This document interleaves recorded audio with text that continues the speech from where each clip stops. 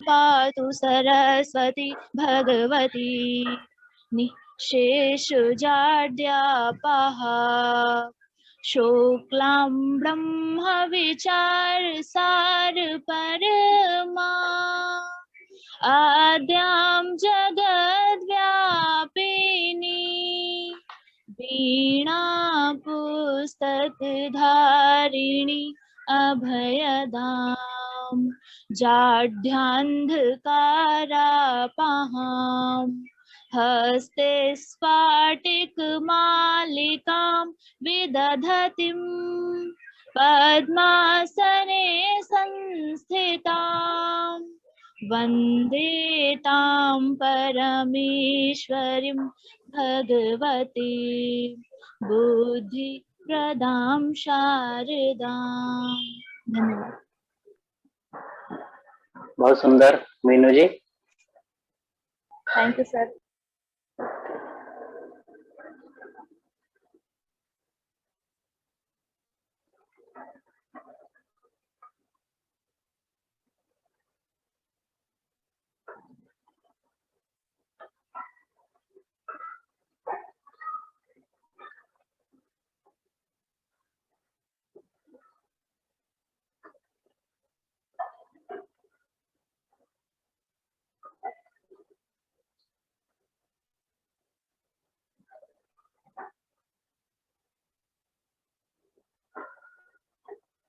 हमने आदर्शवाद पढ़ लिया था।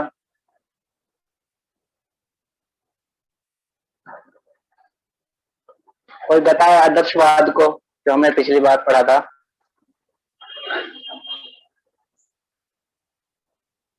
कोई जानता है या सब लोग भूल गए आदर्शवाद को केवल एक दिन पढ़ के?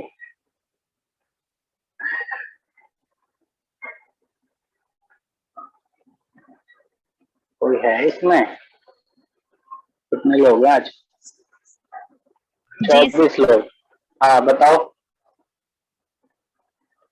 सर। आदर्शवाद जो है वो आध्यात्मिक ज्ञान की ओर ले जाता है। गुरु जो है वो शिष्य को आध्यात्मिकता की ओर ले जाता है और ये है मौलिकता का अस्तित्व है। सर इतना ही याद है। परमात्मा को क्या कहा है? हाँ बताओ, और भी कोई बता रहे? सत्यम शिवम सुंदरम कहा गया है। हाँ बहुत अच्छा। सत्य है, कल्याणकारी है और सुंदर। विद्यालय का वातावरण कैसा होना चाहिए? गुरुकुल के जैसा, ठीक है। कौन सी विधि सर्वोपयुक्त मानी गई है आदर्शवाद में?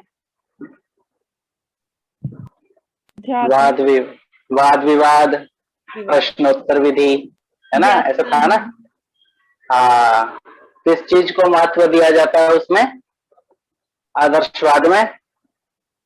मोक्ष को। सर आध्यात्म को। बहुत बढ़िया लक्ष्मी, ठीक है। तो यानी थोड़ा थोड़ा सा है, लेकिन पढ़ ले करो, थोड़ा सा और अच्छा हो जाएगा, ठीक है। तो आज देखते हैं हम प्रकृतिवाद, ठीक है। दूसरा हाँ तो प्रकृतिवाद एक दार्शनिक विचारधारा है, पता ही है, जो पदार्थ को आधार एवं यथार्थ मानती है। अब और पढ़ लेते हैं। तथा जगत, जीव और मनुष्य सभी उसी से निर्मित हैं। इस विचारधारा के प्रमुख प्रवर्तक के रूप में सामान्यतः रूसो का ही नाम लिया जाता है। उनके विचार प्लेटो से प्रभावित थे। रूसो ने प्रकृति की ओर लौटो का नारा दिया। उससे यही संकेत निकलता है कि छात्रों को दूषित समाज से दूर गांव की प्राकृतिक छत्र छाया में ले जाना चाहता था।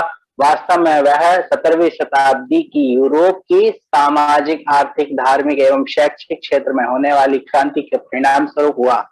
यह क्रांति विशेष रूप से तत्कालीन रूढ़िवादिता एवं अंधविश्वासों से ग्रस्त धार्मिक संस्थाओं के विरुद्ध हुई थी। अब देखो क्या था। पहले था हमारे पास आदर्शवाद, हर जगह आदर्श ही आदर्श, कि भैया जो कुछ है सब ईश्वर है, सब कुछ आदर्श के ही भरोसे छोड़ दिया कि भैया आदर्श जैसा होगा हम वैसा ही कार्य करेंगे। लेकिन आदर्शवाद और प्रकृतिवाद थोड़े से विपरीत लगते हैं, उल्टा लगता है। ठीक है, इसके संस्थापक रूसो हैं और रूसो किसकी विचारधारा से प्रभावित थे? प्लेटो की विचारधारा से प्रभावित थे। तो वो भी एक विचारधारा थी, कौन सी? आदर्शवाद, और ये भी एक विचारधारा है, दार्शनिक विचारधारा। लेकिन वो अध्यात्म को श्रेष्ठ मानता था और ये यथार्थ को श्रेष्ठ मानती है, पदार्थ को श्रेष्ठ मानती है। जो हमारे सामने चीजें नजर आएंगी वही सत्य है। ठीक है, अब क्या था कि ये समय के अनुसार चीजें बदलती है ना, तो आदर्शवाद में क्या थी? धार्मिकता थी, रूढ़िवादिता थी, परंपरा से चलता आना, ये सब देखा जा रहा था। लेकिन प्रकृतिवाद कहता है कि आप वो सब क्या है? वो अंधविश्वास है। जो अब चल रहा है, जो हमें नजर आ रहा है, हम उसके अनुसार क्यों ना काम करें। ठीक है, तो ऐसा बदलाव आया 17वीं शताब्दी यूरोप में, मतलब हमारे यहीं पे, किसमें? सामाजिक, आर्थिक, धार्मिक, शैक्षिक, मतलब सभी रूप में ऐसा बदलाव आया। ठीक है, तो ये जो दार्शनिक विचारधारा जो ये पनपी है, उसे हम प्रकृतिवाद ऐसा कहते हैं। ठीक है, प्रकृतिवाद क्या है, थोड़ा सा समझ में आ गया? जी सर।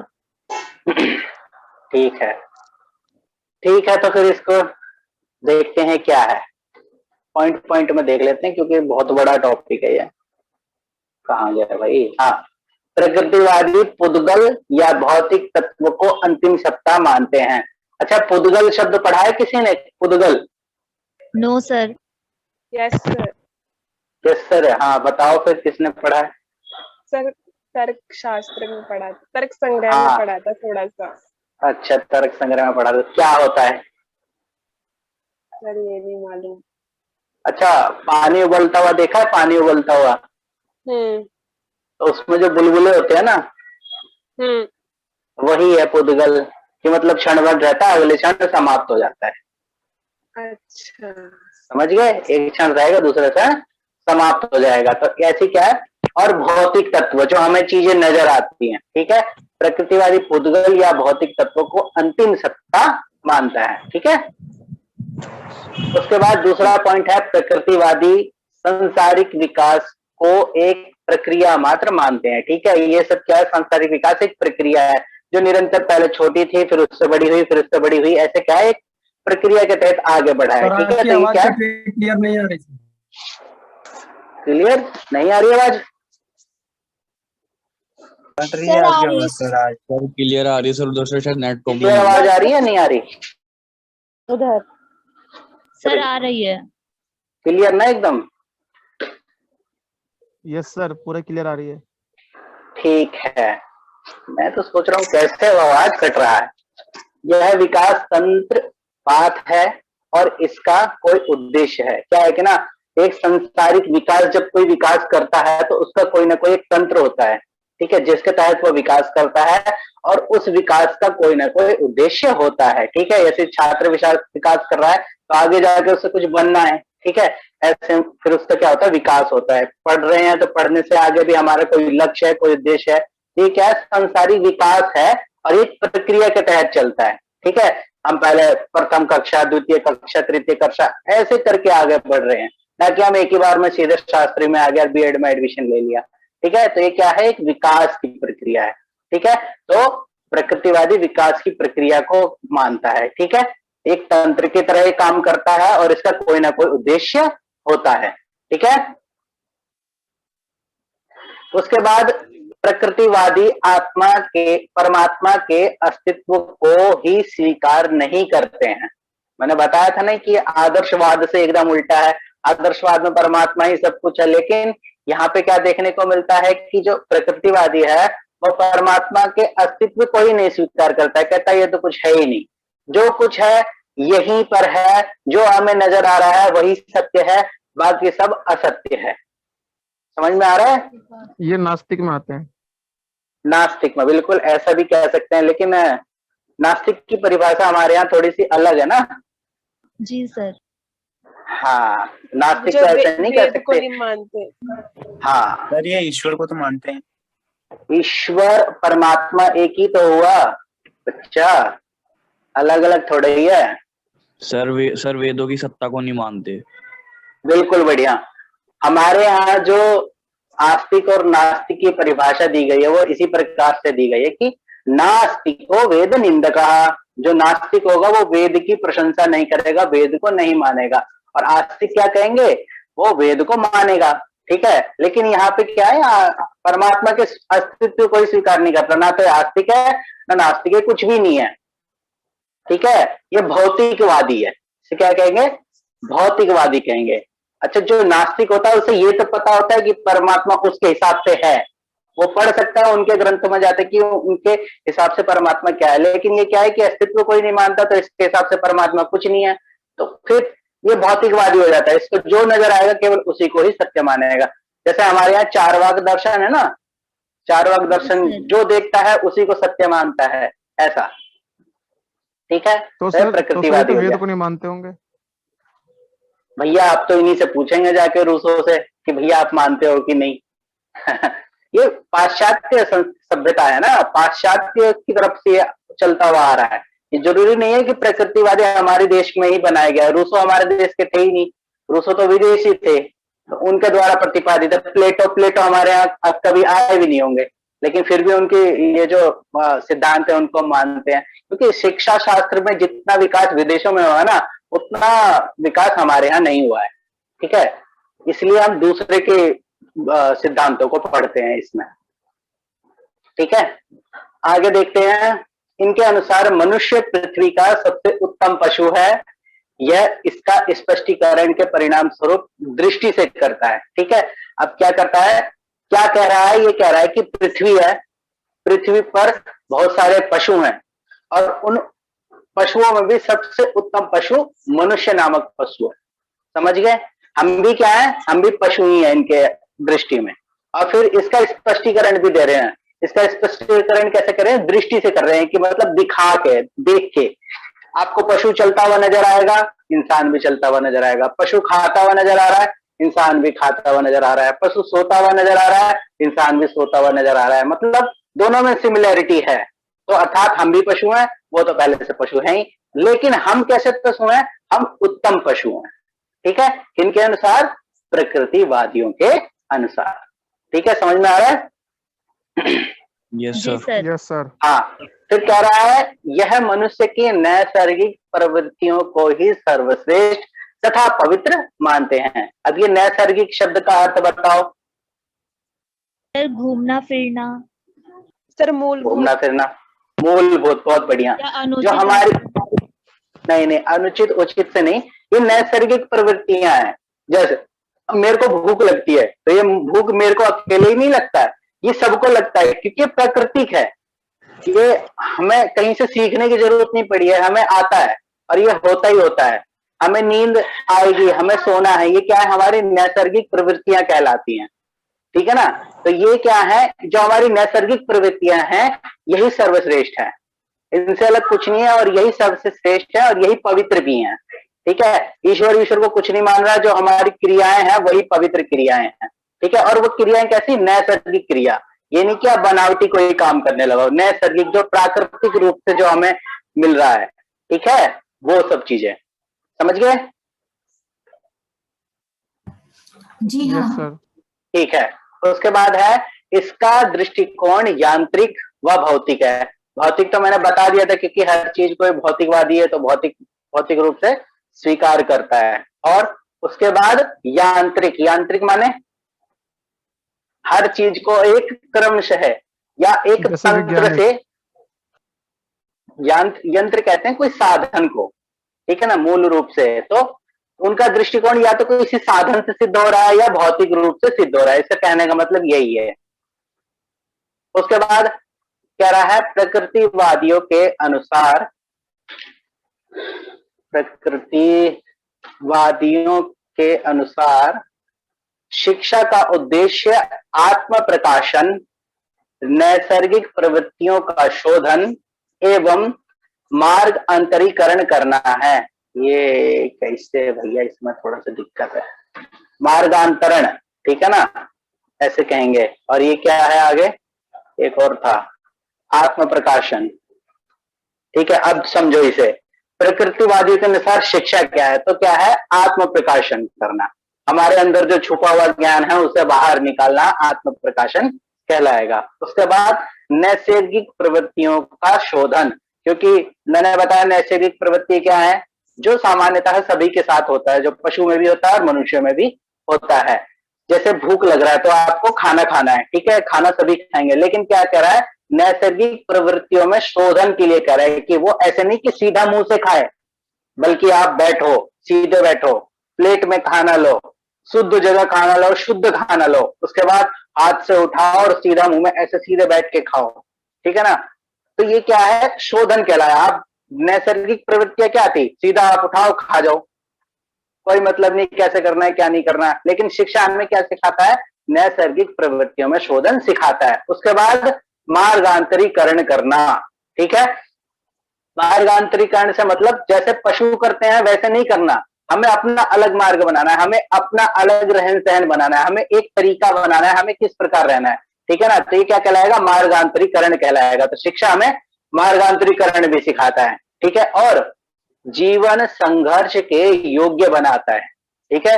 सबसे बड़ी बात, जीवन संघर्ष के योग्य बनाता है। जीवन संघर्ष से अलग नहीं है, जीवन अलग नहीं है और संघर्ष अलग नहीं है, जीवन संघर्ष एक ही है, ठीक है। तो जीवन संघर्ष के योग्य बनाता है, मतलब जो भी हमारे सामने दिक्कतें आने वाली हैं या दिक्कतें आ रही हैं उनसे लड़ने के योग्य बनाता है। कौन, शिक्षा। और उसके बाद जातीय प्राप्तियों का संरक्षण आदि है। अब जातीय क्या है, जो हमारे प्रकृति से चलता हुआ आ रहा है, ठीक है, जो हमारी क्या संस्कृति है, प्राकृतिक संस्कृति है, उनका संरक्षण करना भी हमें शिक्षा सिखाता है। समझ गए शिक्षा क्या है प्रकृतिवादियों के अनुसार? जी सर। Yes sir. यस बहुत बढ़िया, ठीक है। उसके बाद प्रकृतिवादी करके सीखने, स्वानुभव द्वारा सीखने, प्रत्यक्ष अनुभव द्वारा सीखने, खेल द्वारा सीखने इत्यादि सिद्धांतों पर अपनी शिक्षण विधियां निर्माण करता है, ठीक है ना। ऊपर भी शिक्षण विधियां बताई थी कैसे कैसे शिक्षण विधियों का प्रयोग करना है। तो कहता है कि बैठो सामने गुरु बोले और शिष्य सुने, ऐसी शिक्षण विधि होनी चाहिए। लेकिन यहाँ पे क्या कह रहा है, यहाँ कह रहा है कि किसी की कोई जरूरत नहीं है, यहाँ स्वानुभव से, अपने अनुभव से चीजों को सीख जाएगा। जब उसे भूख लगेगी तो खाना तो खाएगा ही ना, फिर वो सीख भी जाएगा उसके मम्मी पापा कैसे खा रहे थे, देख देख के अनुभव के द्वारा वह भी वैसे खाना शुरू कर देगा, ठीक है ना। तो क्या है, स्वानुभव से सीख रहा है। और उसके बाद प्रत्यक्ष अनुभव के द्वारा भी सीख रहा है। अब मैंने छोटे बच्चे का उदाहरण दिया था एक दिन, आग वाला, याद है किसी को? जी सर। Yes, कि sir, वो वो हाँ, बताओ क्या आग था में वो? हाथ डाल आग वो में तो हाथ डाल देता है और जब जल जाता है उसका हाथ, तो वो दोबारा उसमें हाथ नहीं डालता। हाँ, तो उसे सही प्रत्यक्ष मतलब अनुभव हो जाता है। उसे क्या है, छोटा बच्चे को कोई भी चमकती हुई चीज अच्छी लगती है। ऐसी उसे एक दिन मोमबत्ती जल रही थी तो उसने देखा, अरे वाह ये तो चमक रही है, तो पकड़ता हूं मैं। तो गया पकड़ने लगा तो उसको टच हो गया तो जल गया। तो उसे क्या हो गया, प्रत्यक्ष अनुभव हो गया, ये चमकती हुई चीज मेरे काम की नहीं है। तो क्या, प्रत्यक्ष अनुभव द्वारा उसे पता चल गया। खेल द्वारा सीख जाता है, खेल द्वारा सामाजिक कैसे बनना है ये उसे पता चल जाता है। किसी दूसरे के प्रति कैसा व्यवहार करना है उसे खेल विधि के द्वारा पता चलता है। ऐसे ऐसे सिद्धांत इसमें किसमें सर है, यूजुअली प्रकृतिवाद। उसको साइकोलॉजी में रीइंफोर्समेंट भी कहते हैं। रीफोर्समेंट, वो ऐसा हो जाता है, रीइंफोर्समेंट हाँ बिल्कुल सर कह नहीं सकते हैं। उसमें, हाँ सर, क्योंकि उसमें भी यही होता है कि जब हम किसी चीज को पहली बार अनुभव करते हैं तो हमें उसका वैल्यू या तो वो कैसी चीज क्या है तब हमें पता चलती है। So it's a kind of reinforcement we can say. Okay, ऐसा भी यस सर। कहते हैं, अंग्रेजी में मामला ऐसा ही है, ठीक है। सर साइकोलॉजिकल टर्म है ये। ओके, रीइंफोर्समेंट ऐसा कह नहीं सकते वैसे, क्योंकि ये केवल इसके अनुसार देखा जाए तो ये केवल क्या है, एक शिक्षा सीखने का तरीका है। तो वो क्या हो जाएगा, वो थोड़ा सा अलग टर्म है रीइंफोर्समेंट वाला जो तरीका आप बता रहे हो, ओके ठीक है। सर। हाँ, ये क्या कह रहा है, ये विधियां बता रहा है, ये कोई अलग तरीका नहीं बता रहा है। उससे क्या होता है कि वो तो हर समय चलता ही रहता है आपके जीवन में, लेकिन ये क्या है, प्रत्यक्ष रूप से हो रहा है आपके साथ, ठीक है। ये कहीं अलग से नहीं हो रहा है, इसके लिए कोई बनावटी चीज नहीं की जा रही है, ठीक है। और खेल द्वारा सीखना ये भी बता दिया। और ऐसी ऐसी शिक्षण सिद्धांत है जो प्रकृति द्वारा जो हमें निहित है, दूसरों को देख के सीखना। भाई दूसरे ने गलती करी तो हम भी उससे सीख लें, ऐसा कहावत है ना, दूसरों को देख के सीख ले, कम से कम दूसरा पास हो रहा है तू भी पास हो जा, ऐसे क्या है, प्रकृतिवादियों का सिद्धांत है, ठीक है। आगे आगे कह रहा है, हाँ, प्रकृतिवादी शिक्षण पद्धतियों के निर्माण को महत्वपूर्ण स्थान देते हैं। शिक्षण पद्धतियां क्या हैं, कोई बताए? इसी लाइन पे ना, पढ़ने का तरीका। पद्धतियां, तरीका, हाँ बिल्कुल बिल्कुल, तरीका भी कह सकते हैं। पद्धतियां ऐसी हैं जो पहले से चली आ रही हैं, ऐसी पद्धतियां, रूढ़िवादिता ऐसे भी कह सकते हैं। तो आप प्रकृति के अनुसार प्रकृति से कैसे सीखते हैं, प्रकृति आपको कैसे सिखाती है, ऐसे शिक्षण पद्धतियों को यह महत्वपूर्ण स्थान देता है। समझ गए? प्रकृति से हर चीज, इसमें प्रकृति जोड़ दी गई है। ठीक है, आगे। ठीक है सर। आगे कह रहा है, प्रकृतिवादी शिक्षा में शिक्षा का स्थान सहायक, मित्र तथा निरीक्षक के रूप में देता है। ठीक है, अब शिक्षा क्या बता रहा है, शिक्षा को ऊपर बता दिया कि उसमें क्या क्या कर सकता है, लेकिन वो आपका क्या है, वो एक सहायक है, एक मित्र है और एक निरीक्षक है। सीखना आपको अपने आप ही है, ये नहीं कह रहा है कि आप एक टीचर के पास जाओ, टीचर आपको सिखाएगा, या गुरु के पास जाओ, गुरु आपको सिखाएगा। शिक्षा तो मिलेगी मिलेगी, ये बात तो निश्चित है, लेकिन वो कैसे मिलेगी, आपको अपने अनुभव के द्वारा मिलेगा। तो फिर जब आपको अनुभव से वो शिक्षा प्राप्त होगी तो वो शिक्षा आपका कैसा कहलाएगा, एक सहायक के रूप में कहलाएगा, मित्र के रूप में कहलाएगा और निरीक्षक के रूप में कहलाएगा। तो बताएगा कि आपको ऐसा करना है, आपको ऐसा नहीं करना है। ठीक है, इस प्रकार शिक्षा का स्थान गौण होता है। शिक्षा का स्थान मतलब जो हम जो परंपरा से जो पढ़ते हुए आ रहे हैं, जो शिक्षा, जो टीचर और स्टूडेंट वाली शिक्षा है, उसको क्या कह रहा है, गौण कह रहा है। उच्च स्थान तो उसका वही है कि आप स्वानुभव से सीखिए, ऐसा क्या कह रहा है, प्रकृतिवादी सिद्धांत कह रहा है। ठीक है, उसके बाद प्रकृतिवादी पाठ्यक्रम के निर्माण में बालकों की नैसर्गिक प्रवृत्तियों, रुचियों, व्यक्तिगत भिन्नताओं इत्यादि को बहुत महत्व देता है। अब देखो, बालक की नैसर्गिक प्रवृत्तियां, रुचियां और व्यक्तिगत भिन्नताएं, बताओ ये नैसर्गिक क्या होता है? मैंने अभी बताया था कि आपको, जी सर, मनुष्य की क्रियाएं, प्राकृतिक रूप से, मनुष्य की हाँ, क्रियाएं के अनुसार करना, प्राकृतिक रूप से क्रियाएं। ठीक है ना, तो जो बालक के अंदर जो नैसर्गिक, जो प्राकृतिक रूप से जो प्रतिक्रियाएं हैं, ठीक है ना, उसकी प्रवृत्तियां हैं, वो चल कैसे रहा है, वही सब। ठीक है ना, अलग से कुछ नहीं, जो नैसर्गिक है उन्हीं को प्रवृत्तियां, वो नैसर्गिक प्राकृतिक प्रवृत्तियां, और जो उसकी रुचियां हैं, जो बालक को अच्छा लगता है, जो छोटे को अच्छा लगता है, जो ज्येष्ठ को अच्छा लगता है, वो नैसर्गिक होनी चाहिए। वो ऐसे नहीं कि आप कृत्रिम रूप से बनाओ, दूसरे को देख देख के सीखो, अरे उसके पास तो आईफोन है, मैं भी आईफोन लूंगा, तो ये क्या है, ये नैसर्गिक नहीं होगा। ठीक है ना, तो नैसर्गिक रुचियां। फिर व्यक्तिगत भिन्नताएं, इनके अनुसार क्या है, व्यक्तिगत भिन्नताएं आपको समझ में आएगा कि व्यक्तिगत भिन्नताएं क्या होती है, सबके सोचने का तरीका अलग अलग होता है।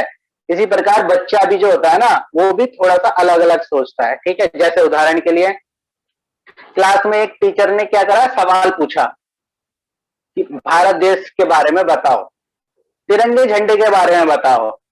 तो तिरंगे झंडे के बारे में जब पूछने लगे तो पहला बच्चा कहता है तिरंगे में 3 रंग होते हैं, दूसरा कहता है जी 3 रंग में एक लाल होता है, एक सफेद होता है, एक हरा होता है। मतलब क्वेश्चन के आंसर अलग अलग तरीके से आने लगे, हर बच्चा अलग अलग तरीके से और अपने हिसाब से व्यक्तिगत भिन्नताओं के आधार पर उस तिरंगे का चरित्र चित्रण करेगा। ठीक है, तो ये क्या हो जाएगा, व्यक्तिगत भिन्नताएं कहलाएंगी। ठीक है, और ये क्या है, पाठ्यक्रम में क्या करना है, बालकों की नैसर्गिक व्यक्तिगत भिन्नताएं, उनको ध्यान में रखना है। आप ये नहीं कर सकते कि आप छोटा बच्चा है तो, या उसको कुछ चीज पसंद है, या वो कुछ अलग तरह से सोचता हो, तो आप उसके सोचने के तरीकों को आप क्या कहने लगो कि नहीं भैया तू ऐसे मत सोच, तू गलत सोच रहा है, बल्कि जैसा वो सोच रहा है उसको शोधन करवाओ, मित्र के रूप में, निरीक्षण के रूप में उसको ठीक करवाओ, केवल इतना कर सकते हो आप। ठीक है, ऐसा ही पाठ्यक्रम उसमें बनाया जाता है। ठीक है, किनके अनुसार, प्रकृतिवादियों के अनुसार। समझ गए? जी सर। यस सर, जी हाँ।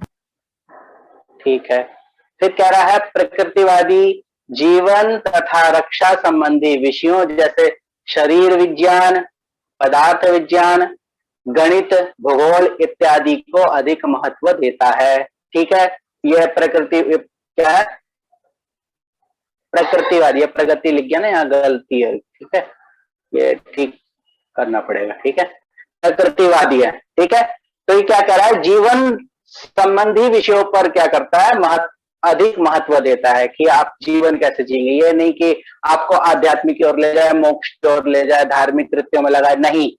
आपको केवल इसी लोक में बताना है, इसी लोक के बारे में बताना है कि आपका शरीर कैसे बना है, आपके शरीर में कितनी हड्डियां हैं, आप उसको कैसे स्वस्थ रख सकते हैं।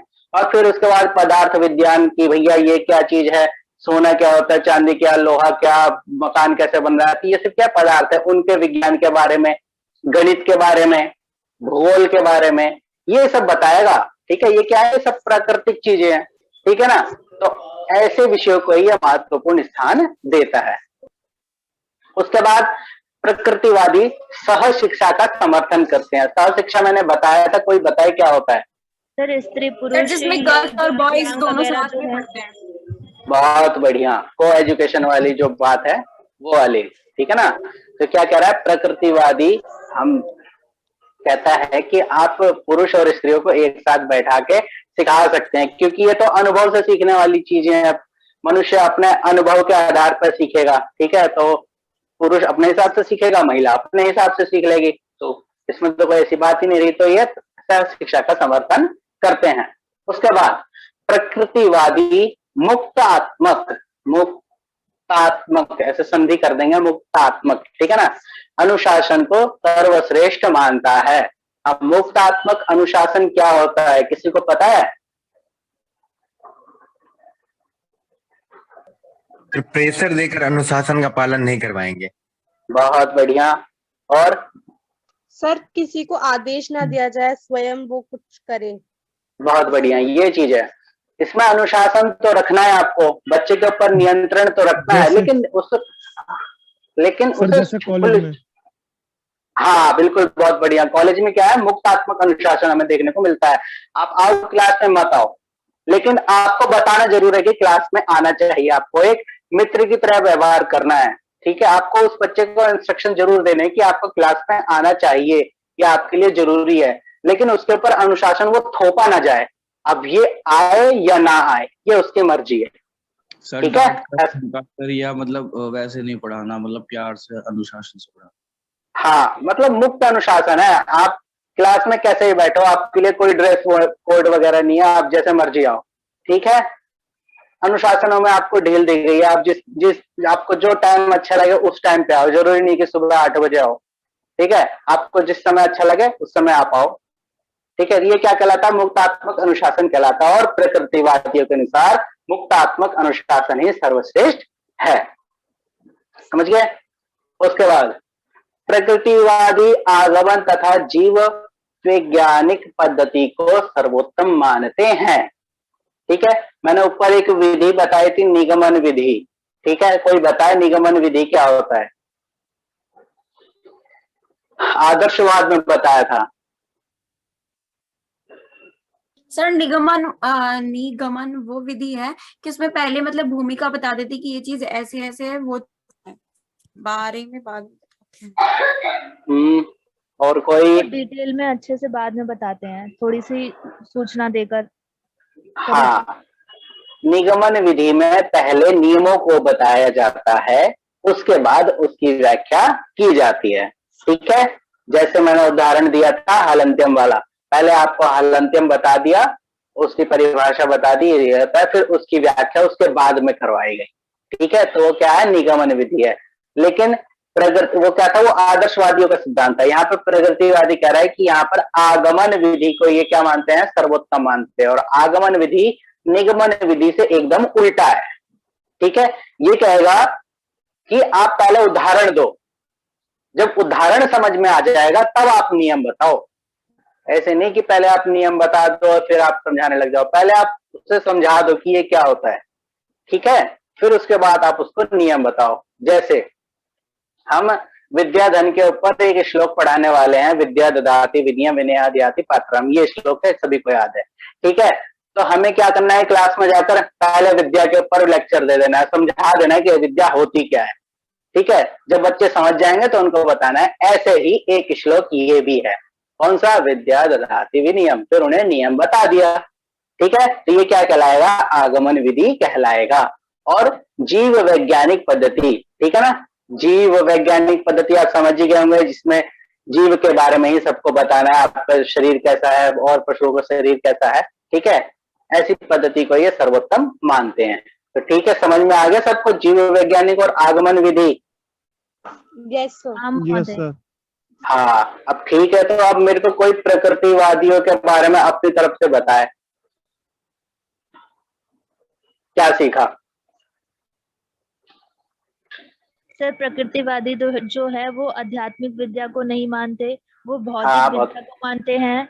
और हाँ। प्रकृतिवादी जो है वो स्व अनुभूति से सीखते हैं, स्व अनुभूति को बल देते हैं। और प्रकृतिवादी सिर्फ प्रकृतिवादी में जीव विज्ञान और जीव विज्ञान वगैरह पर ध्यान दिया जाता है। बहुत बढ़िया। और ये परमात्मा को नहीं मानते।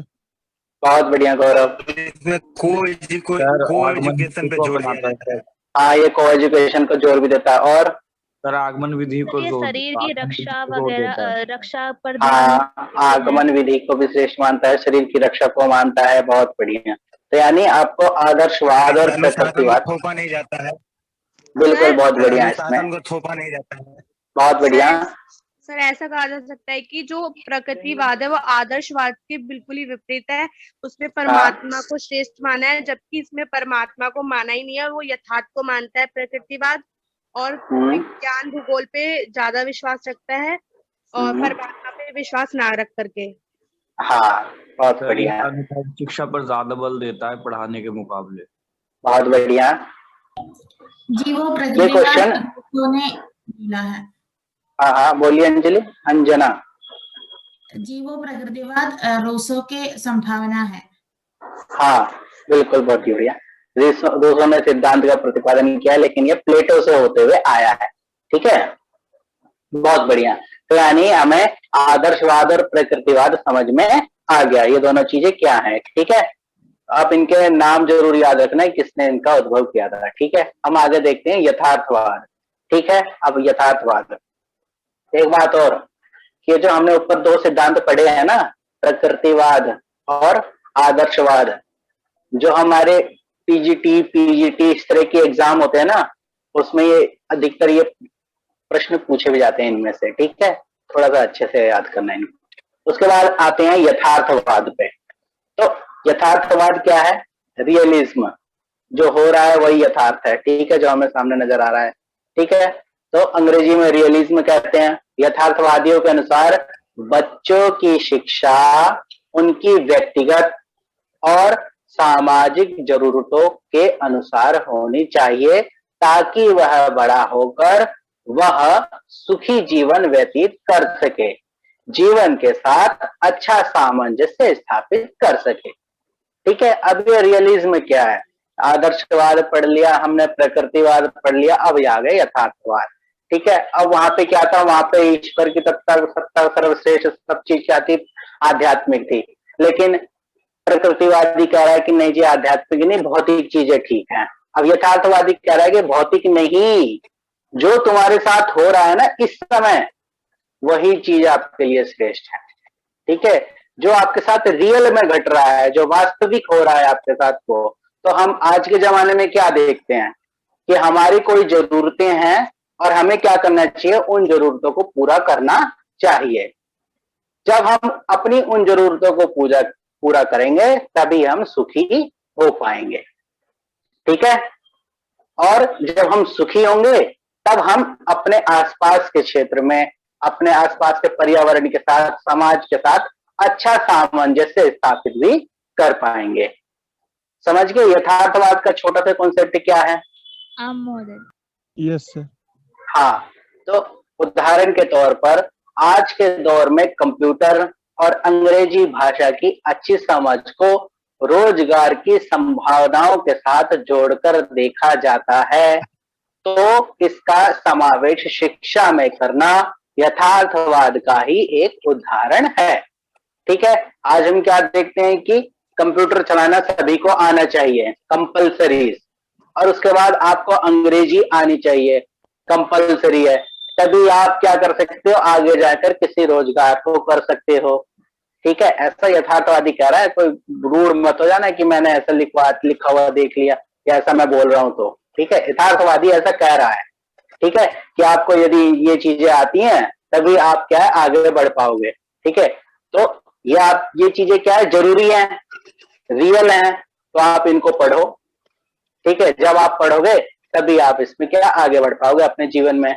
और समावेश शिक्षा में, तो और ये क्या करा, इनका समावेशन शिक्षा में करना, मतलब ये जो विषय हैं जैसे कंप्यूटर हो गया, अंग्रेजी हो गया, और जितनी भी आवश्यकता के अनुसार जो विषय होंगे छात्र की, उसको शिक्षा में शामिल करना, ऐसा यथार्थवाद का एक सिद्धांत है, ठीक है। उसके बाद कह रहा है J.S. रॉस, ठीक है, J.S. रॉस ऐसे व्यक्ति हैं, उन्होंने इस सिद्धांत को बताया, और वो क्या कह रहे हैं कि यथार्थवाद यह मानता है कि जो कुछ हम प्रत्यक्ष में अनुभव करते हैं उसके पीछे तथा उससे मिलता जुलता वस्तुओं का एक यथार्थ जगत है। वहीं ये ठीक है, यहां तक इनका रॉस के अनुसार कह रहे हैं कि जो भी हमें क्या प्रत्यक्ष दिखाई दे रही है या प्रत्यक्ष चीजें हम अनुभव कर रहे हैं, उनके पीछे कोई ना कोई मिलता जुलता क्या है, एक यथार्थ जगत है।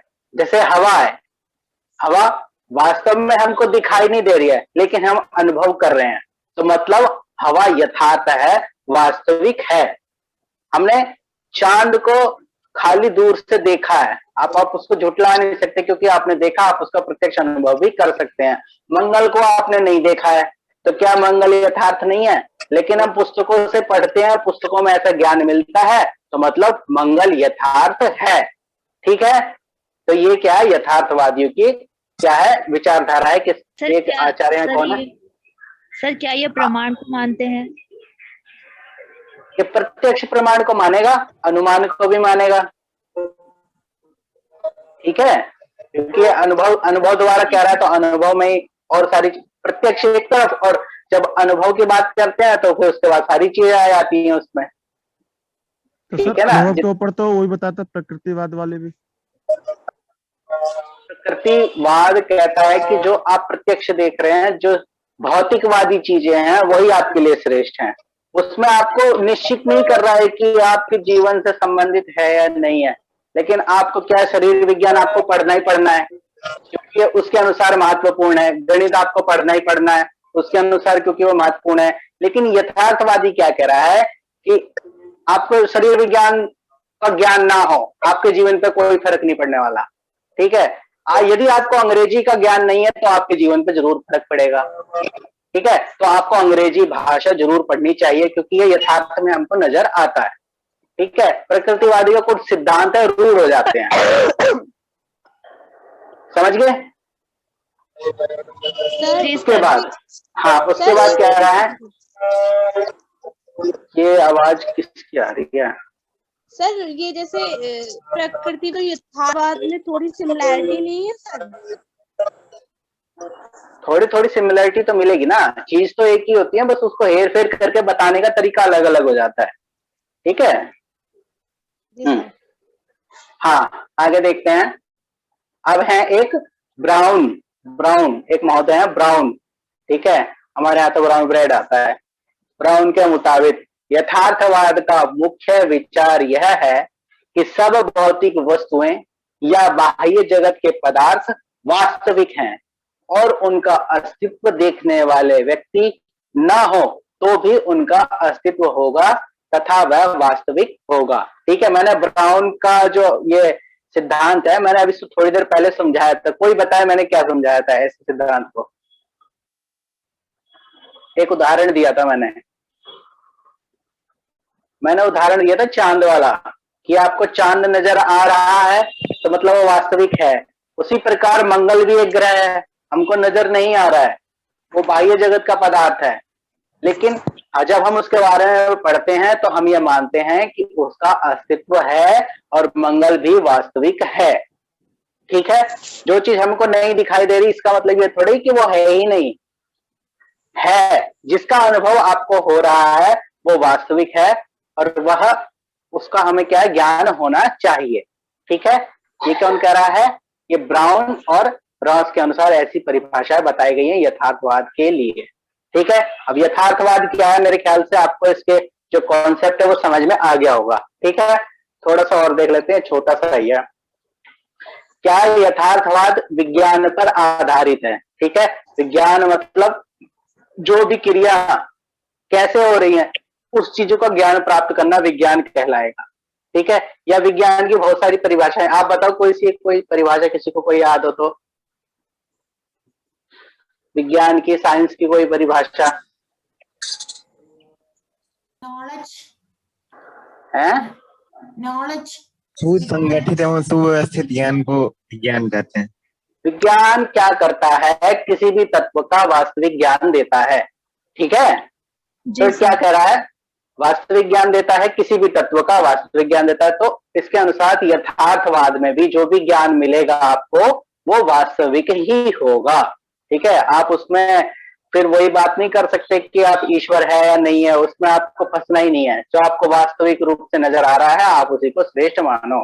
ठीक है, तो इसलिए विज्ञान पर ही क्या है, आधारित है। उसके बाद बालक की नियंत्रित स्वतंत्रता, स्वतंत्र। ठीक है ना, अब क्या कह रहा है, बालक का जो अनुशासन है वो कैसा होना चाहिए, स्वतंत्र होना चाहिए लेकिन नियंत्रित होना चाहिए। ठीक है, अब देखो उदाहरण के लिए आप एक चीज देखो, आपने कभी वो देखा है छत लगते हुए, लेंटर डलता हुआ? जी सर। ठीक है, तो उसके नीचे क्या लगाया जाता है, बल्ली फट्टे वगैरह लगाए जाते हैं ना? जी सर। तब उसके ऊपर हम बाकी सब मलबा वगैरह डाल के एक छत बनाते हैं। ठीक है, तो उसमें अध्यापक क्या है, नीचे से नियंत्रण रखता है। ठीक है, और छात्र स्वतंत्र रहता है उसमें। ठीक है, नियंत्रित होकर अध्यापक को कार्य करना, आपको उस पर अनुशासन बताना है और उससे पालन भी करवाना है। ठीक है, ऐसा। तो बालक की नियंत्रित स्वतंत्रता। उसके बाद ज्ञान इंद्रियों के प्रशिक्षण पर जोर, क्योंकि विज्ञान के पर आधारित है तो ज्ञान इंद्रियों के प्रशिक्षण पर जोर भी देना इसका मुख्य उद्देश्य है। अब ज्ञान इंद्रियों के प्रशिक्षण से क्या मतलब है, आंखों को प्रशिक्षण दे, आंख ठीक करे? नो नहीं, सर, अच्छी अच्छी वस्तुएं देखें। वो तो हम वैसे भी देख लेंगे, उसके लिए प्रशिक्षण की जरूरत पड़ेगी? आप जो चीज देखो, ज्ञान करें। हाँ, आप जो चीज देखो उसके यथार्थ स्वरूप को ग्रहण करो। ठीक है, आपने मटर पनीर की सब्जी देखी, बहुत बढ़िया, एकदम गजब स्वादिष्ट, खा के भी देख लिया, बहुत बढ़िया लग रहा है। ठीक है, आपने ज्ञान इंद्रिय का प्रयोग करना है, आंखें से देखना है, उसमें मटर है, पनीर है, मसाले हैं, तेल है, वगैरह वगैरह है। तो आपको उसके वैज्ञानिक स्वरूप का पता चल जाना चाहिए कि ये पनीर है अर्थात ये प्रोटीन है, इसमें तेल है तो अर्थात इसमें वसा है। ठीक है, जब जीभ पे जाता है तो उसमें क्या है, मिर्ची लग रही है तो उसमें एक अलग पदार्थ होता है। तो ऐसे क्या है, ज्ञान इंद्रियों के प्रशिक्षण पर जोर देना चाहिए।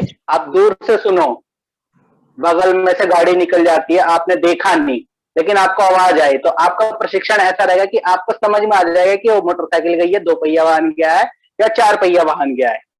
आपको प्रशिक्षण हो भी जाता है ऐसा। ठीक है ना, कभी सर पीछे से बाइक आती है तो अपने आप साइड हो जाते हैं। हाँ, अब अपने आप ही पता चल जाता है कि 2 पहिया आ रहा है, 4 पहिया आ रहा है। तो क्या है, ज्ञान इंद्रियों का प्रशिक्षण ऐसा कहलाता है। हाँ, ठीक है। उसके बाद रटने वाले तरीके और पुस्तकीय ज्ञान का विरोध करता है। ठीक है, आपको रटना नहीं है, पुस्तकीय ज्ञान पर आपको ज्यादा नहीं जाना है, आपको यथार्थ में ही रहना है। तो वास्तविक तरीके को जानना है। रटने से क्या होता है, आप एक चीज कॉन्सेप्ट आप क्लियर नहीं कर पाते, केवल दिमाग में बैठा लेते हैं। बल्कि यथार्थवाद कहता है कि जो हो रहा है आप उसके वास्तविक स्वरूप को जानो।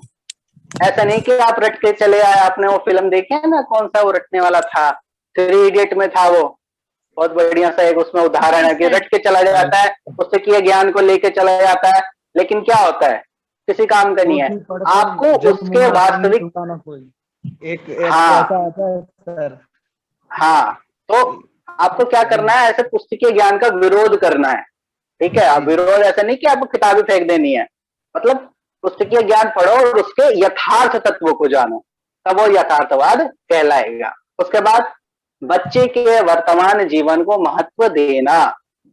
ठीक है, अब वर्तमान जीवन में आपको किस किस चीजों की आवश्यकता है, उन चीजों के अनुसार उसे क्या शिक्षा देनी चाहिए। ठीक है, छोटा बच्चा है तो उसे आप नॉवल नहीं दे दोगे कि आप ये नॉवल पढ़ अंग्रेजी का और इसको समझ, ऐसे नहीं, उसको छोटी छोटी चीजें सिखाओ, उसके वर्तमान जीवन को देखो, उसके वर्तमान जीवन में क्या क्या उसके लिए जरूरी है। ठीक है, उस चीज को दो आप। ठीक है, तो वर्तमान जीवन को महत्व देना।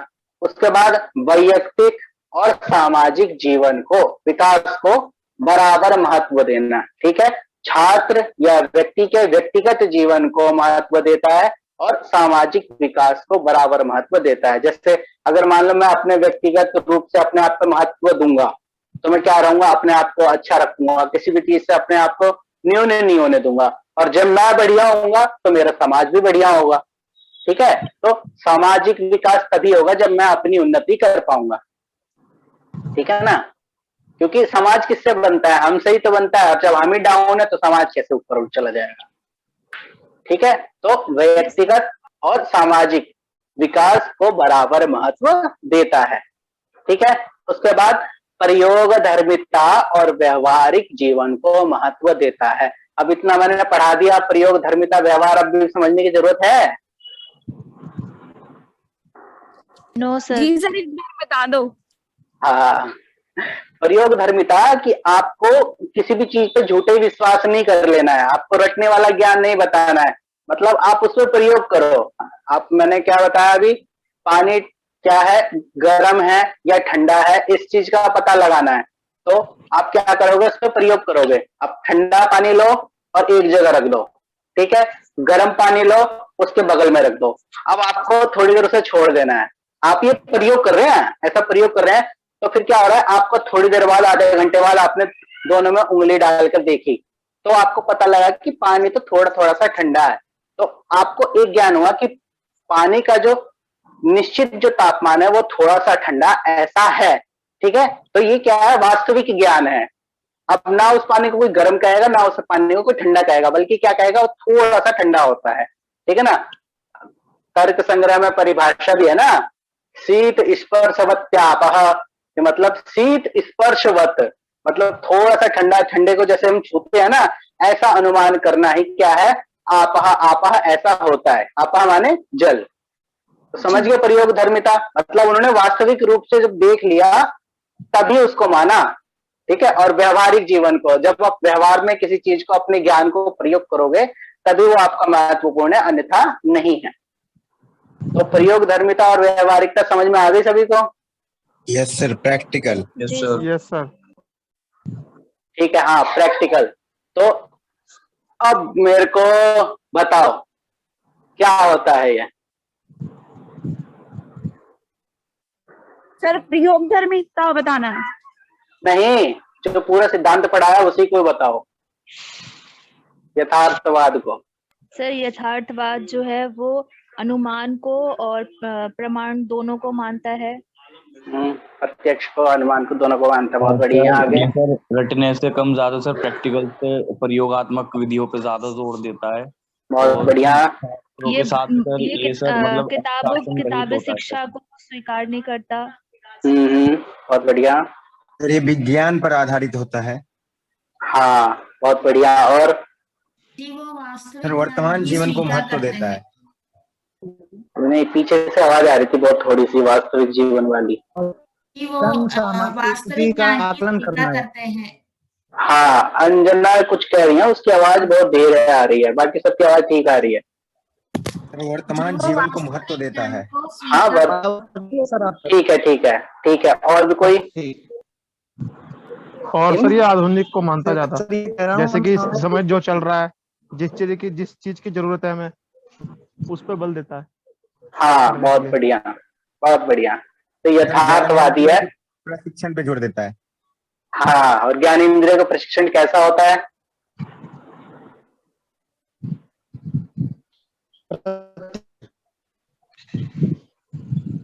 ऐसा कि हम कोई आवाज, जैसे पीछे से गाड़ी आती है तो हम आवाज सुनते ही पता चल जाता है कि गाड़ी 2 पहिया है, 4 पहिया है। हाँ, ऐसा उदाहरण स्वरूप है ना।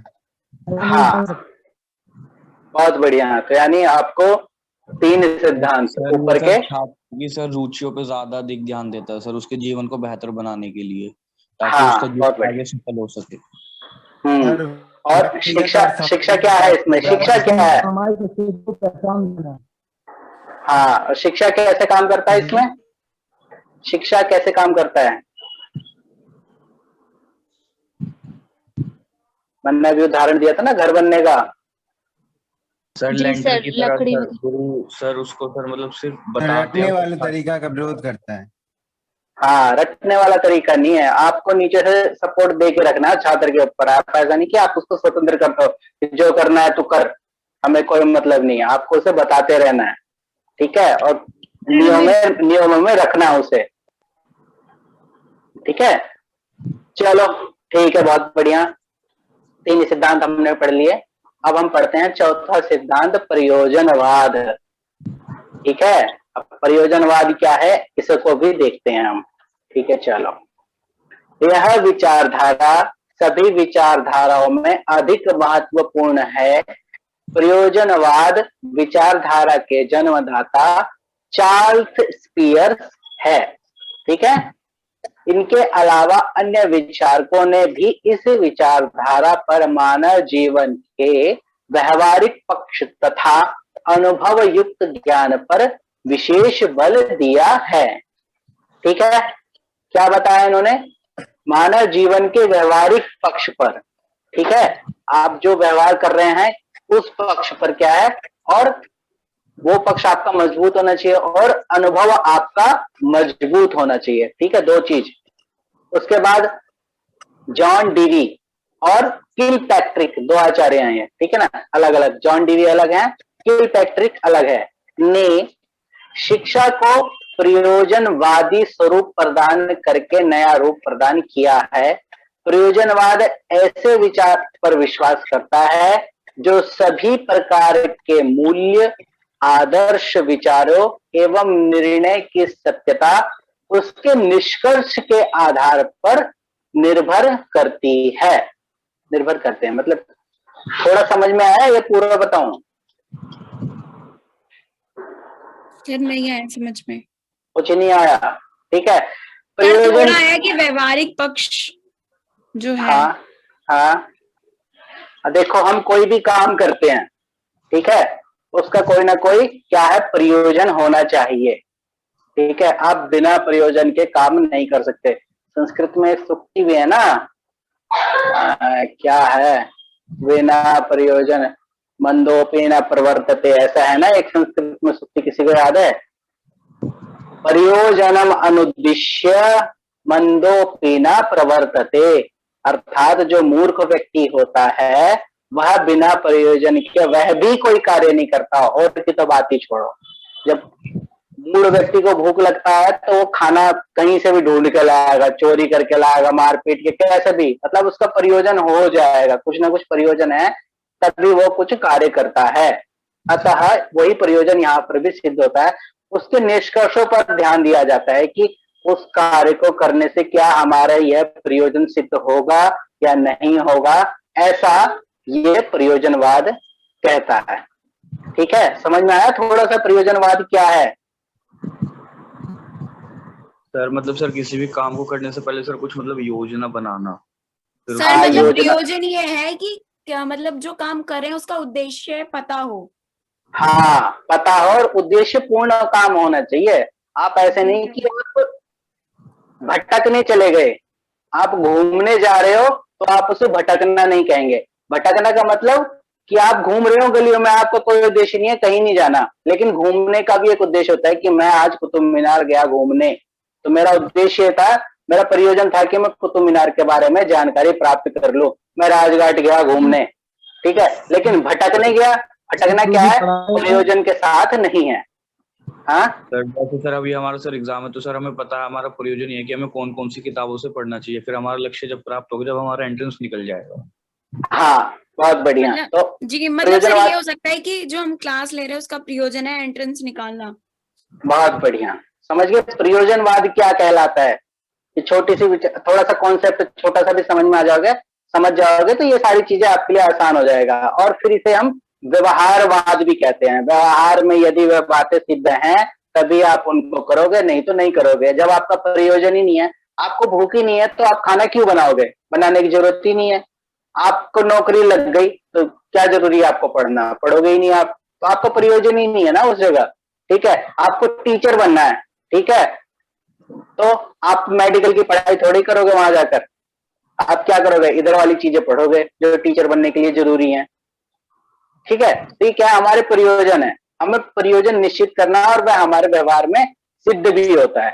ठीक है, हाँ, उसके बाद क्या रहा है, प्रयोजनवाद क्या है, प्रेगामेटिज्म, मुख्य रूप से ग्रीक भाषा का शब्द है जिसका अर्थ प्रैक्टिकल या हिंदी भाषा का अर्थ है इसमें व्यवहारिक है। ठीक है, ऐसा प्रयोजनवाद के अनुसार सत्य को उसके व्यवहारिक निष्कर्ष के द्वारा प्राप्त किया जा सकता है, अतः इसे व्यवहारवाद भी कहते हैं, क्योंकि यह उन मूल विचारों, मूल्य कार्यों, सिद्धांतों आदि पर विश्वास करता है जिनका जीवन में व्यवहारिक उपयोग होता है। यदि उनके व्यवहारिक परिणाम संतोषजनक है तो उन्हें सत्य रूप में स्वीकार किया।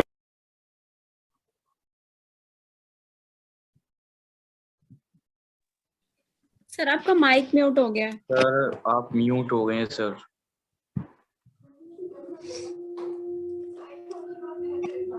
हाँ, एक मिनट ध्यान दीजिए। ये आवाज नहीं आ रही है।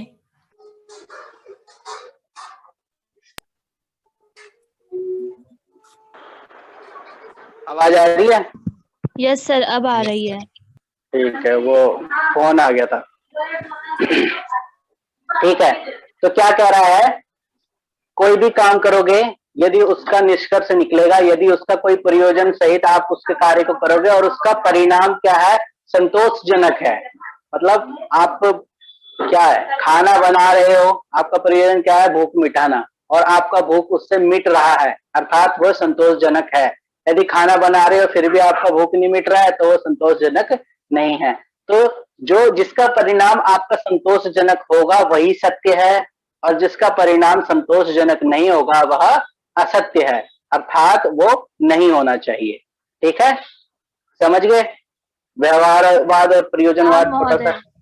हाँ, उसके बाद रॉस के अनुसार क्या है, प्रयोजनवाद एक मानवीय दर्शन है जो यह मानता है कि मनुष्य अपने जीवन की अवधि में अपने मूल्यों का निर्माण करता है एवं उसके द्वारा अनुभव किया गया ज्ञान सदैव निर्माण की अवस्था में रहता है, अर्थात मनुष्य अपने अनुभव के परिणाम स्वरूप ज्ञान पाता है।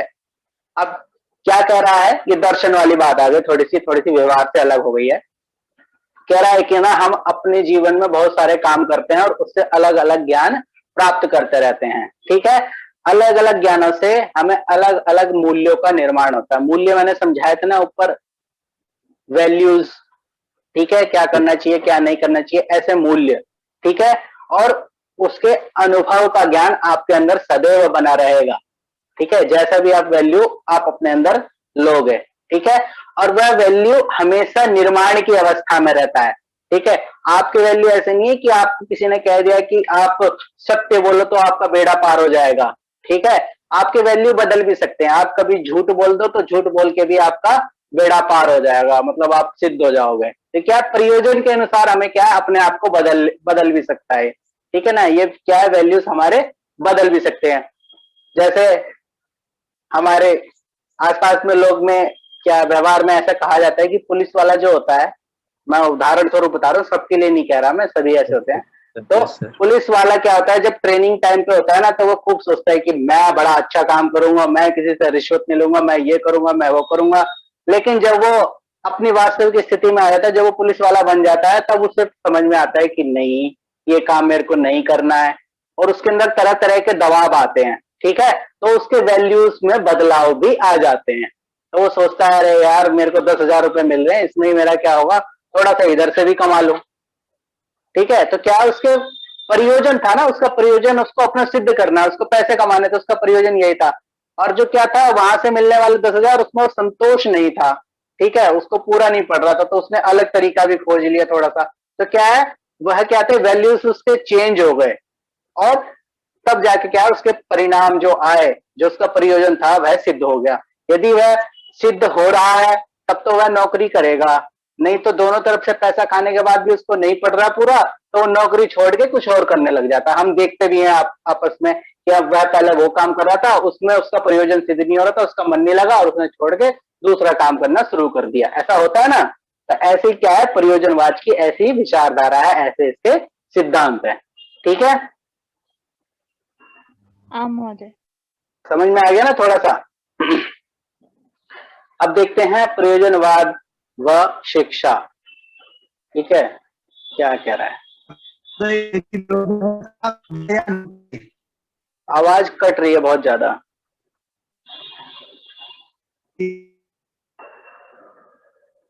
नहीं पता चल रहा मेरे क्या कहना चाह रहे हो आप। टाइप करके सेंड कर दो ना सर को, समझ नहीं आ रहा। किसी को आवाज आ रही है इनकी? आपको किसी को क्वेश्चन समझ में आया उनका? नहीं No, सर, वो sir. सर आवाज नहीं आ रही क्लियर। ठीक है ठीक है, तो हम आगे बढ़ते हैं। प्रयोजनवाद व शिक्षा। ठीक है, अब क्या कर रहा है, शिक्षा एक सामाजिक कार्य है जो सामूहिक रूप से समाज के लोगों को स्वतंत्र विचारों और चिंतन करने, सीखने तथा चेतना उत्पन्न करता है। किसी को समझ में नहीं आया? क्या सबको समझ में आ गया ये?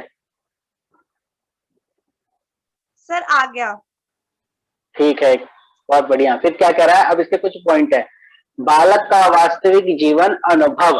आगे कह रहा है, मनुष्य अपने जन्म से सीखने की क्षमता रखता है तथा सीखने की क्षमता उसके ज्ञान इंद्रियों और अनुभव के आधार पर प्राप्त होती है। ठीक है, बहुत आसान सी बातें समझ गए होंगे। बालक स्वयं अपनी क्रियाओं और अनुभव से सीख कर ज्ञान प्राप्त करता है। समझ गए होंगे ये भी, अपनी क्रियाओं से ही। तथा वह ज्ञान समय के अनुसार पुनर्निर्माण की प्रक्रिया में निरंतर प्रगति करता है। मैंने ऊपर बताया था अभी पुनर्निर्माण में कैसे होता है बदलाव, उसके वैल्यूज में, उसके ज्ञान में बदलाव होता रहता है। ठीक है, सर तो ये भी प्रकृतिवाद और यथार्थवाद से बहुत ज्यादा मिलता है। नहीं मिलता, देखो सब चीज मिलते जुलते हुए आपको मिलेंगे, लेकिन क्या है कि ना थोड़ा थोड़ा सा ही चेंज मिलेगा। ठीक है, यहाँ पे क्या है, प्रयोजन आपका मेन है। आपको भैया अपना काम करवाना है, आप कैसे भी करवाओ, ये आपके ऊपर छूट है। चाहे वो नैतिक तरीके से कराओ, चाहे अनैतिक तरीके से कराओ, ये आपको रोकेगा नहीं। प्रयोजनवाद का विचारधारा यही है। ठीक है, यही है। तो क्या है, और जो भी आप पहले से पढ़ते हुए आ रहे हो, जरूरी नहीं है कि वो सत्य ही हो। ठीक है, उसमें बदलाव भी हो सकता है। आप हमेशा कहते रहोगे अरे पानी तो ठंडा है ठंडा है, लेकिन कहीं विदेश में गए, एक समुद्र के पास में गए, वो समुद्र में उंगली डाले तो गर्म, दोपहर में डाले तो गर्म, रात में डाले तो गर्म, बर्फ पड़ रही है तो गर्म। तो आपको क्या समझ में आया कि नहीं, जो मेरा ज्ञान था वो झूठा था, झूठा है। अब क्या है, मेरे हिसाब से पानी जो है वो गर्म होता है। तो क्या है, समय के अनुसार क्या है, ज्ञान भी बदलता रहता है।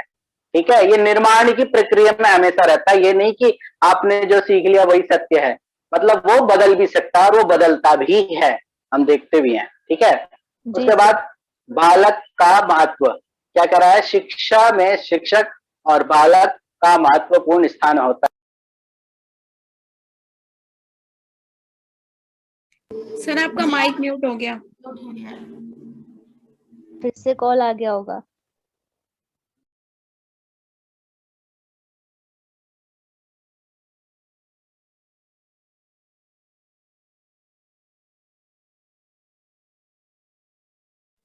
मीनू, हाँ सर ने मतलब 10-15 मिनट पहले क्या पढ़ाया था, मतलब क्लास जैसे स्टार्ट हुई थी, क्योंकि आज मेरे घर लाइट नहीं।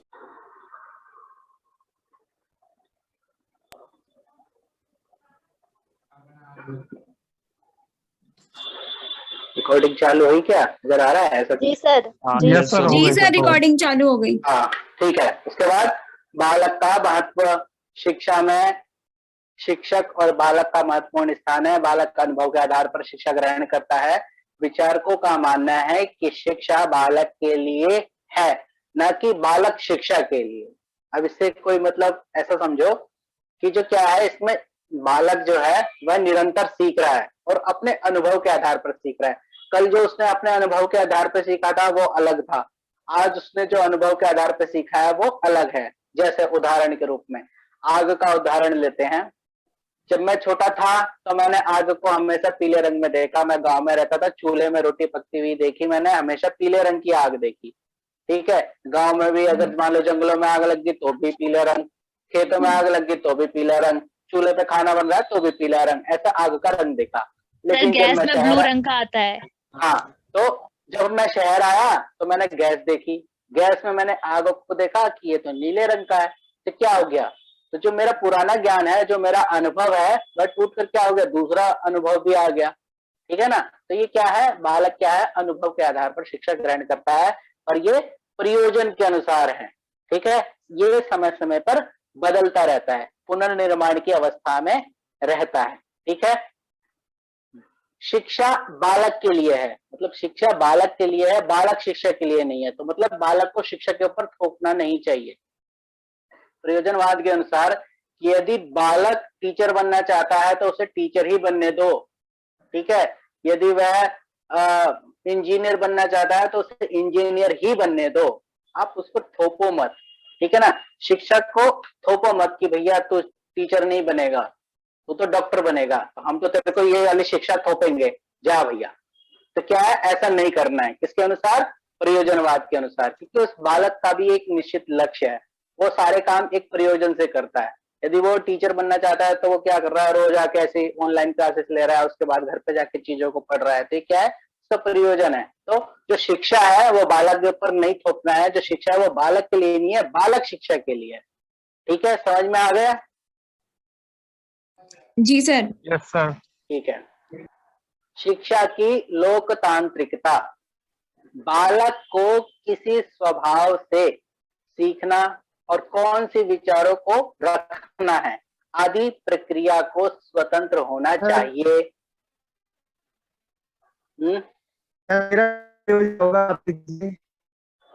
सर इन्होंने इनबॉक्स में आपके मैसेज किया है, सर इन्होंने इनबॉक्स में मैसेज किया है, आप देख लीजिए।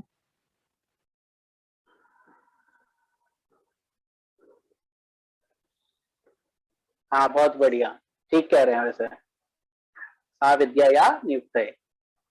हाँ, उसके बाद प्रक्रिया को स्वतंत्र होना चाहिए जिसमें बालकों में सीखने की चेतना में बाधा न आए।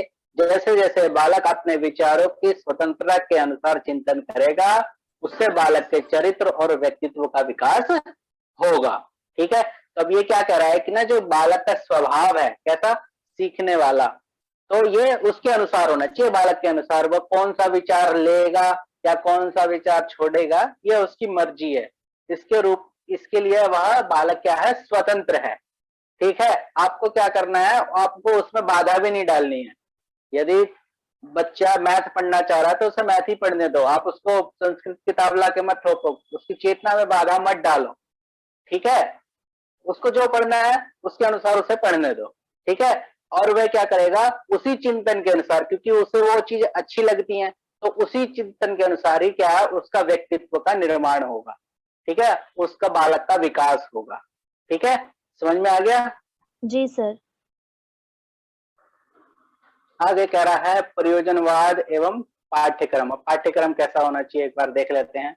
उपयोगिता का सिद्धांत इसका नाम है। कह रहा है उपयोगिता के सिद्धांत के अनुसार मनुष्य के लिए पाठ्यक्रम ऐसा होना चाहिए जिसमें वर्तमान और भावी जीवन की वास्तविक समस्याओं को दूर करने में सहायता दे। समझ में आ गया? बहुत आसान चीजें हैं। वर्तमान में जो चल रहा है उसमें भी उसको सहायता मिले और जो भविष्य में होने वाली चीजें उसमें भी सहायता मिले। अब की समस्याओं में भी समाधान मिले और भविष्य में होने वाली समस्याओं में भी समाधान मिले। ठीक है, पाठ्यक्रम में भाषा, स्वास्थ्य, विज्ञान, गणित, तर्कशास्त्र, इतिहास, भूगोल, व्यायाम, कृषि विज्ञान, महिलाओं के लिए गृह विज्ञान आदि विषयों को स्थान दिया जाना चाहिए। मतलब जिसको जो पढ़ना है पढ़ो।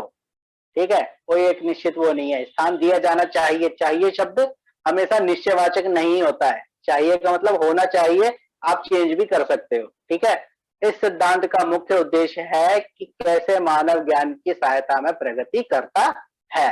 ठीक है ना, कैसे भी करे वो, कैसे वो अपने ज्ञान में क्या है आगे बढ़ेगा, ये उसकी मर्जी है। ठीक है, उपयोगिता होनी चाहिए उस चीज में। ठीक है, जो भी पढ़े उसके लिए उपयोगी होना चाहिए। फिर आगे कह रहा है रुचि का सिद्धांत। प्रयोजनवादियों के अनुसार पाठ्यक्रम की रचना बालकों की रुचि के अनुसार करनी चाहिए, यानी कि प्रारंभिक शिक्षा में उन विषयों को रखना चाहिए जो बालकों में चेतना जागृति करे, जैसे एबेकस जैसी गिनना, लिखना, ड्राइंग इत्यादि। ठीक है, हाँ सर, जो जैसे सर चीजें अभी हमें, हमारी new sir education policy abacus मतलब अरे एबेकस ना एक चाइनीज टाइप का कुछ होता है, उसमें ऐसे ऐसे करके वो कुछ खेलते हैं, मेरे को नहीं पता इतना, बस मैंने खाली ऐसा सुना है कि ऐसा कुछ होता है। ठीक है, जी फिर सर। गिनना, इसमें बच्चों को लिखना, काउंटिंग सिखाई जाती है। सर ये हाँ ऐसा पुराने कुछ होता जमाने है। में कंप्यूटर में यूज किया जाता था। हाँ ये भी बात मैंने सुनी थी एबिकस के बारे में। ठीक है, तो ऐसे ऐसे कुछ एबिकस होता है। ठीक है, तो जो पाठ्यक्रम होना चाहिए वो कैसा होना चाहिए, छात्र की रुचि के अनुसार होना चाहिए। आप उसको पढ़ना है ड्राइंग, आप उसको लाके दे रहे हो मैथ, ऐसे नहीं। जैसा बच्चा है उसको वैसे पढ़ाना चाहिए, उसके लिए वैसा पाठ्यक्रम होना चाहिए, उसको पसंद आना चाहिए। ठीक है, आगे कह रहा है बालक के अनुभव का सिद्धांत कह रहा है, अरे कहाँ गया, हाँ, इसके अनुसार बालकों को स्वतंत्र रूप से अनुभव करके ज्ञान प्राप्त करना चाहिए। बालक सामान्य विषयों के साथ साथ सामाजिक क्रियाओं एवं नैतिक गुणों का भी अनुभव करे, जिससे उसके व्यक्तित्व विकास हो। अब इसका मतलब ये है कि जो उसे पढ़ना है पढ़े, उसमें कोई रोक टोक नहीं है, उससे उसका ज्ञान बढ़ेगा, लेकिन उसके साथ साथ उसे कुछ ऐसी चीजें भी सीखनी है जो उसके क्या है, व्यक्तिगत जीवन में, सामाजिक जीवन में, नैतिक गुणों में क्या करे, विकास करे। ठीक है, आपको इंजीनियर बनना है, ठीक है, आप इंजीनियर बनो, आप उसी की पढ़ाई करो, लेकिन आपको ये चीजें भी पढ़नी है कि आपको बोलना कैसे है। ठीक है, इंजीनियर के लिए क्या क्या कपड़े हैं, उसका व्यक्तित्व कैसा होता है, उसको फिर टेक्निकल अनुभव भी होना चाहिए, उसको अंग्रेजी भी आनी चाहिए, उसको मैथमेटिक्स भी आना चाहिए, कंप्यूटर भी आना चाहिए। ठीक है, अरे लाइट तो आ गई, कहाँ गया,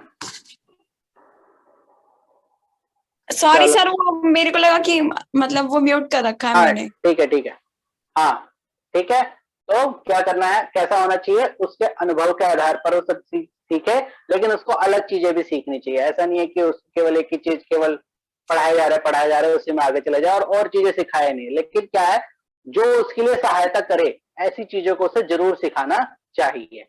ठीक है, उसके बाद एकीकरण का सिद्धांत, प्रयोजनवाद ज्ञान एवं बुद्धि को अखंड मानते हैं, क्योंकि वह पाठ्यक्रम के अलग अलग विषयों के बजाय सभी विषयों को पढ़ाए जाने के पक्ष में है। समझ के, इसका मैंने पहले भी आपको बता दिया था कि ऐसा नहीं है कि आपको क्या है, आपकी रुचि अलग विषय में है तो आपको अलग विषय पढ़ाया जाए, तो आपको क्या है, सभी विषय पढ़ने की छूट है।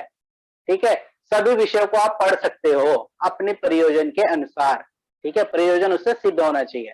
ठीक है, और ज्ञान और बुद्धि जो है वो अखंड है। ठीक है, जैसा ज्ञान आप बनाओगे आपकी बुद्धि में वो निश्चित हो जाएगा, ऐसा प्रयोजनवादियों का मानना है। ठीक है, आगे क्या कह रहा है, ठीक है, अगले ये तो अगला टॉपिक आ गया। ठीक है, तो प्रयोजनवाद समझ में आया, किसी को कोई बताए? जी सर। सर, प्रयोजनवाद को व्यवहारवाद भी कहा जाता है। इसमें व्यवहार से सीखा जाता है। जैसे कि बच्चा जो है वो अपने अनुभव से सीखता है। पहले अनुभव अलग रहता है, फिर बाद में उसमें निर्माण, उसके अनुभव बदलते जाते हैं। जैसे आपने आग का एग्जाम्पल दिया था। हाँ, और सर प्रयोजनवाद में किसी उद्देश्य को मान करके कार्य किया जाता है, और जब वो संतोषजनक होता है तो उसको ही सत्य बोला जाता है। सर, और इसमें बच्चे को जो पढ़ना है वो अपनी इच्छा से वो पढ़ सकता है, उस पर कोई पाबंदी नहीं होती है। हाँ, बहुत बढ़िया। और भी बताया था, और ये है भी बताया है? था कि जो शिक्षा है मतलब जो शिक्षा है वो बालक के लिए शिक्षा है, शिक्षा बालक के लिए नहीं है।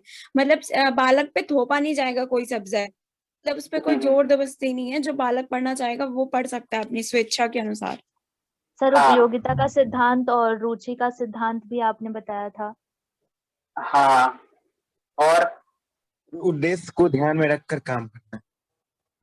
उद्देश्य को ध्यान में रखकर, मतलब प्रयोजन सिद्ध हो रहा है कि नहीं हो रहा है, ये चीज उसे पता होनी चाहिए।